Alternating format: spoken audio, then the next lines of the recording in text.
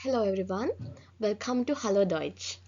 If you are in Sri Lanka and want to learn German easily, you are in the right place. Here we will explain step by step with fun and simple lessons. So let's get started and learn German together. From now on, I will do all the explanations in Sinhala.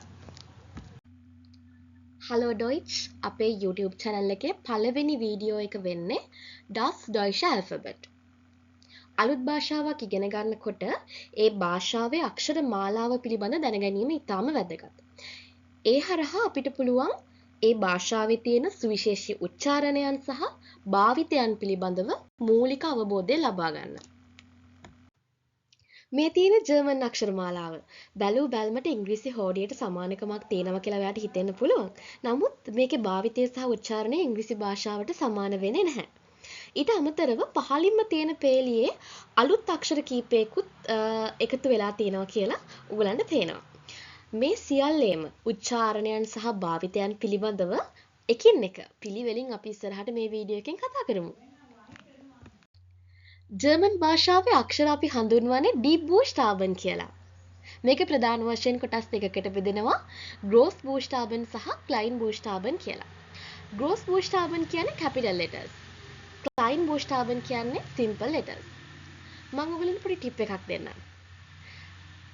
අපි වාක්‍යයක මුලක මැදක හෝ අගක noun එකක් ගැන සඳහන් කරනවා නම්, ඒ කියන්නේ නාම පදයක් ගැන සඳහන් කරනවා නම්, ඒ නාම පදය ලියනකොට අපි පටන් ගන්න ඕනේ capital letter එකකින්. එහෙමත් නැත්නම් අපි කියනවා gross බූෂ්ටාබන් එකකින් තමයි අපේ පළවෙනි අකුර පටන් ගන්න ඕනේ noun එකේ.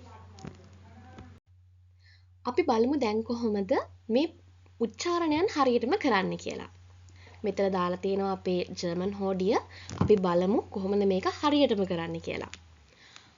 A B C D E F G H I J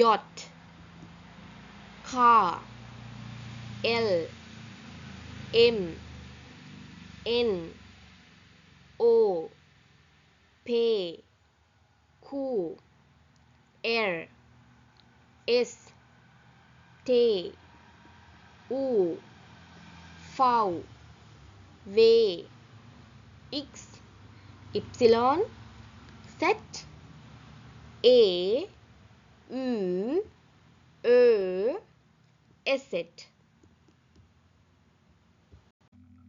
අපි ඉගෙන ගත්තනේ කොහොමද ජර්මන් අක්ෂර මාලාව ප්‍රොනවුන්ස් කරන්න කියලා. දැන් අපි බලමු කොහොමද අපේ නම ජර්මන් භාෂාවෙන් ස්පෙල් කරන්න කියලා. ඔයාගේ නම කොහොමද ස්පෙල් කරන්න කියලා අපි අහන්නේ wie buchstabiert man deinen Namen? Wie buchstabiert man deinen Namen? මගේ නම සාරා. Ich bin Sarah. S A R A. Sarah. Comment එකක් විදිහට දාන්න බලන්න ඔයාගේ නම කොහොමද ස්පෙල් කරන්න කියලා. එතකොට මට බලා ගන්න පුළුවන් ඕගොල්ලෝ මේ මෙතඩ් එක හරියටම අල්ලගත්තද කියලා. අක්ෂර මාලාව අධ්‍යයනයේ පහසුවට අපි මේක ප්‍රධාන වශයෙන් කොටස් තුනකට වෙන් කරගමු. පළවෙනි එක තමයි වොකාල්. වොකාල් කියන්නේ ස්වර අක්ෂර. දෙවෙනි එක කොන්සොනන්ට්. කොන්සොනන්ට් කියන්නේ ව්‍යංජන අක්ෂර. තුන්වෙනි එක ඩිප්තොන්. ඩිප්තොන් එකක් කියන්නේ අක්ෂර කීපයක් එකතු වෙලා තනි ශබ්දයක් විදිහට උච්චාරණය වෙන අවස්ථාවන්. අපි අද මේක කතා කරන්නේ නැහැ. ඊළඟ වීඩියෝ එකෙන් අපි මේක උදාහරණ සහිතව වෙන් වශයෙන් පැහැදිලිව ඉගෙන ගන්නවා. ඉගෙනගත්තු දේවල් සම්බන්ධයෙන් ගැටලු තියෙනවා නම් පහලින් කමෙන්ට් කරන්න.